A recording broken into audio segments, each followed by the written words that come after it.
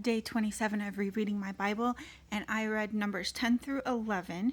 So the Israelites finally set out from Sinai after being there for like 2 years and 3 months.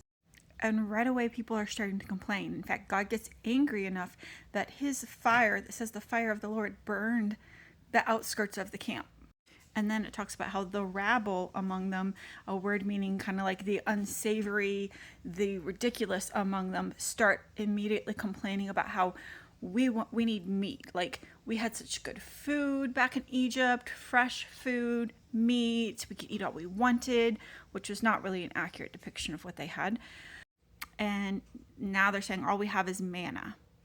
So Moses gets upset and he says to God, essentially, like, I thought you favored me. You gave me these people. Why? They're not even my children. I'm taking care of them. Look at them. God recognizes burnout in Moses, and he's like, let's put the whole meat situation on hold and let me pour out my spirit on 70 of the elders in the tribe who will then also help you. They will help bear the burden of what I've been having you do. And some of those men started prophesying, and Joshua sees this and he runs over to Moses and says, look, they're doing that thing that you do. Like, stop them. Moses says, don't be jealous on my behalf. I wish that God would do this for all his people. And then back to the whole meat situation. So God did bring all these quail in around the encampment. And then these people who wanted the meat so bad, they spent all day and all night gathering all these quail, hoarding them for themselves. And the Bible says that while the meat was still in their teeth, God brought a plague and he struck them dead. And the place where this happened was called Kibroth Hattaavah, meaning grave of craving. And I love this back and forth, this dichotomy between the two situations.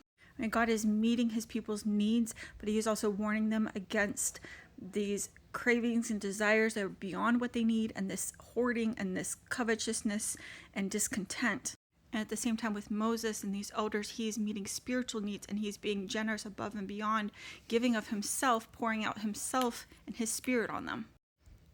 In fact, in Joel, and then repeated in Acts, he says, "Thus it will be in the last days, I will pour out my spirit, and your sons and your daughters will prophesy," and he's just going to give bountifully of his spirit to all of us, meeting those needs. So let's keep our eyes on God and what he provides for us spiritually, and not be discontent and covetous about what we want materially.